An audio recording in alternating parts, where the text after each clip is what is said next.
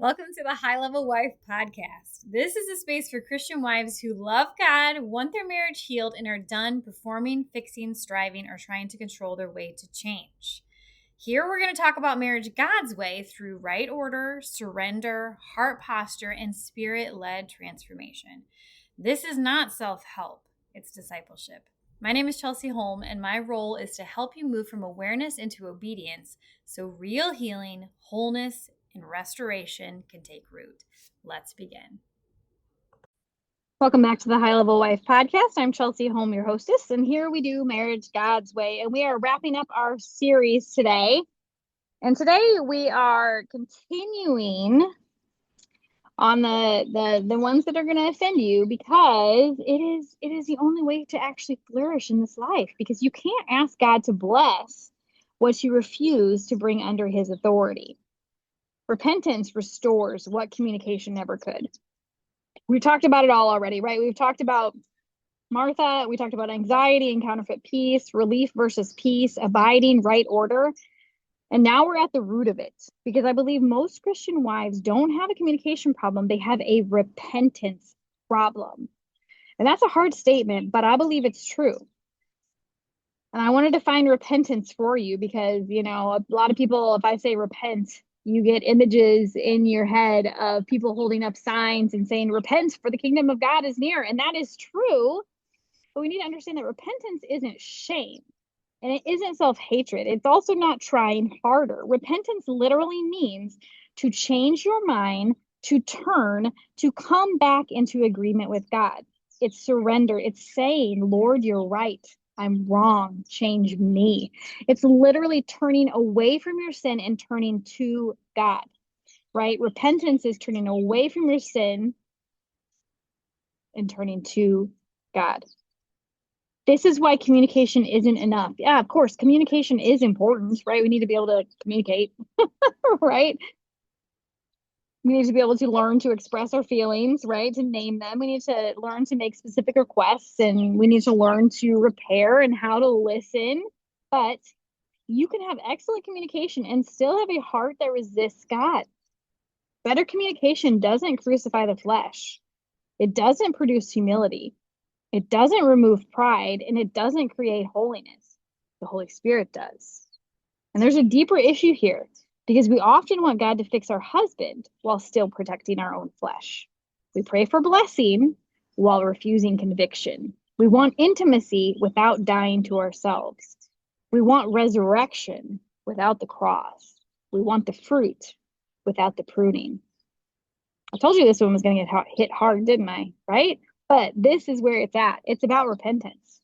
The true cost of discipleship, Jesus says in, I think it's in Mark. I can't remember the chapter at this moment, but he said it's to renounce the world and to follow him. Here's the thing about marriage. Marriage exposes what is already in us. I actually just saw, I was in the bathroom looking at Reader's Digest my mom has, and there was some famous person, which I don't know who they were, quoted as saying that, people say that success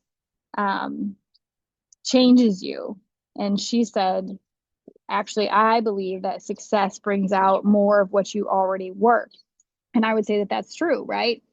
Money isn't the problem. It's that it brings out what was already there. So if you were already generous, you'll be more generous. But if you weren't, you'll just be more of what you already were. Okay. So your husband didn't create all your reactions. Many times he revealed them. God, though, in his mercy, uses marriage as one of his greatest tools of sanctification. And it's not to punish us. It's to make us more like Christ. That's why I love marriage, because it's hard. Paul said it's better for people not to get married because it's hard. That's what it says in 1 Corinthians. I think it's chapter, is it 8? I can't remember. I just read it yesterday. I was studying it yesterday, but it's talking about like where Paul says, I wish that you were like me, because, a husband is concerned about the things of marriage and pleasing his wife, and, a wife the same for her husband. But when you're not married, it's different. But marriage gives us a beautiful place to see the Lord work when we're fully surrendered to him. Okay, because it does make us more like Christ when we're willing and submitted, but unfortunately, most aren't willing or submitted. So I want to ask you, wives, some hard questions, and I want you to sit with these. Where am I resisting God? Where have I justified my sin because of my husbands? Where have I called rebellion wisdom? Where have I called control discernment? Where have I called self-protection boundaries? Where have I withheld forgiveness, honor, or where have I refused to die to myself? James 4 tells us that God opposes the proud but gives grace to the humble. Submit yourselves, therefore, to God. Romans 12 tells us to be transformed by the renewing of our mind. And Colossians 3 tells us to put off the old self and put on the new, which ties back into Luke 10, the Mary and Martha story, where Mary had to leave many things to choose the one thing. And here's what the main principle that I want you guys to walk away from this series with, that God cannot bless what he has called you to repent of. Right? Look at the Old Testament time after time when his people went after idols and intermarried into other religions.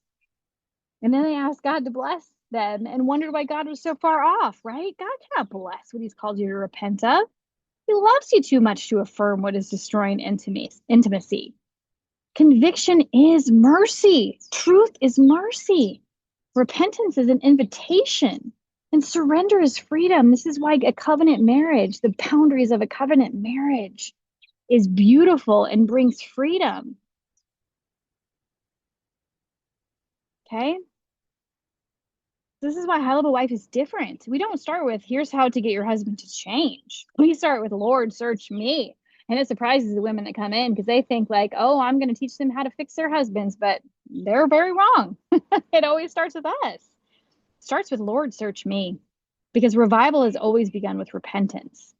First in our own hearts, then in our homes, then in our marriages, and then in the world. Right? If we don't have the gospel applied to our own marriages, how the heck can we go out into the world and make disciples of many nations? We can't. So, wife, stop waiting for your husband to take the first step. Take yours. Get before the Lord, prostrate before him on your face and ask him, what in me needs to die? Where am I resisting you, Father? What have I refused to surrender? Because repentance isn't the end of the story. It's actually the doorway to freedom. It's the doorway to intimacy, and it's the doorway to restoration. And everyone wants restoration and flourishing, but this is how you get there. You cannot ask God to bless what you refuse to bring under his authority. Sin blocks intimacy. Repentance restores it. The greatest breakthrough in your marriage may begin with the simplest prayer, Lord, search me. Lord, change me. A high-level wife isn't a perfect wife. She's a repentant one. So remember this, that Mary chose the better portion. Every single day, wives still have the same choice Mary and Martha had. Not between serving and sitting, but between many things. And the one thing is necessary. I will see you on the next episode.